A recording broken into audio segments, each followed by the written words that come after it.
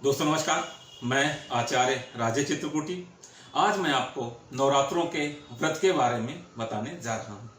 नवरात्रों का व्रत प्रत्येक वर्ष 2 बार होता है। एक बार चैत्र मास में होता है, एक बार कुआर मास में होता है। इस वर्ष यानी सन 2020 में इसकी शुरुआत 17 अक्टूबर से हो जाएगी। नवरात्र में विशेष करके शक्ति की पूजा होती है। 9 दिन तक लगातार शक्ति की आराधना की जाती है। जिस तरह आध्यात्मिक प्रगति के लिए आपको किसी मुहूर्त की आवश्यकता नहीं होती, उसी प्रकार नवरात्रों में प्रारंभ किए गए कार्य पूर्ण रूप से सफल होते हैं। इसमें मां दुर्गा विशेष रूप से कृपा करती हैं और सहायता करती हैं। शिव पुराण में वर्णन आता है कि नवरात्रों के जो 9 दिन के व्रत है, इसकी व्याख्या करने के लिए भगवान शिव, ब्रह्मा और कार्तिकेय भी असमर्थ हैं, वो भी नहीं कर सकते हैं। शिव पुराण में लिखा हुआ है कि राजा विरथ के जो पुत्र है सुरथ ने अपने अपहृत राज को प्राप्त करने के लिए नवरात्रों में 9 दिन का उन्होंने व्रत और पूजन पाठ किया, जिससे उनको दोबारा अपना राज वापस मिला। भगवान शिव ने स्वयं नवरात्रों के 9 दिन के व्रत की और पूजा किया। भगवान राम ने रावण पे विजय प्राप्त करने के लिए नवरात्रों में 9 दिन तक लगातार उन्होंने शक्ति की पूजा करी और व्रत किया, जिससे उन्होंने रावण पे विजय प्राप्त करी। अब आपको मैं पूजन विधि बताता हूँ। नवरात्रों में आपको प्रातः काल सुबह उठ करके स्नान ध्यान से नित्य कर्म से फुर्सत होकर के स्नान ध्यान करके आपको पवित्र वस्त्र पहन करके मन में संकल्प करना चाहिए। संकल्प करने के बाद आपको माँ देवी की प्रतिमा, माँ दुर्गा जी की प्रतिमा की स्थापना करनी चाहिए और कलश की स्थापना करनी चाहिए। कलश में आपको अम्र पल्लव है, पंचरत्नी है और दूर्वा इत्यादि वगैरह सब उसमें डाल लेना चाहिए। उसके ऊपर फिर आपको एक अनाज से, गेहूं से भरा हुआ एक बर्तन उस पर रख देना चाहिए और अखंड ज्योत भी 9 दिन तक लगातार जलानी चाहिए। आपको 2 मिट्टी के बर्तन में आपको काली मिट्टी डालकर, गेहूं डाल करके उसमें आपको ज्वार उगानी चाहिए। डेली उसको सींचना चाहिए 9 दिन तक लगातार।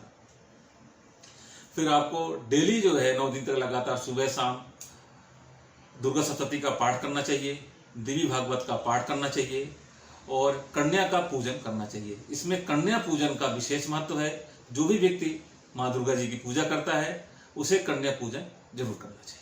कन्या पूजन करने से माँ दुर्गा जी प्रसन्न होते हैं। आपको व्रत के अंतिम दिन कन्या का पूजन करके उनको भोजन करा करके उनको दान दक्षिणा दे करके उनको विदा करना चाहिए। फिर 10वें दिन आपको माँ भगवती की प्रतिमा को और जो ज्वार है उसको आपको विसर्जित कर देना चाहिए। अब आपको एक पौराणिक कथा सुना रहा हूं।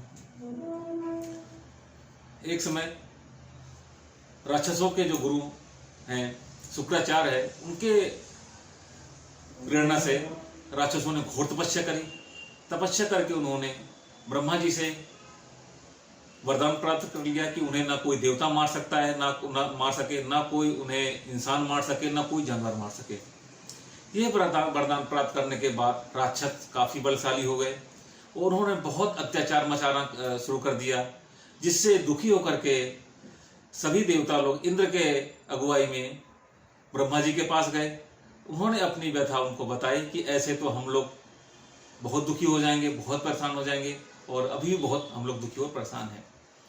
तो ब्रह्मा जी ने उन्हें बताया कि उन्हें कोई देवता नहीं मार सकता, कोई इंसान नहीं मार सकता, कोई जानवर नहीं मार सकता, उन्हें तो वरदान प्राप्त है।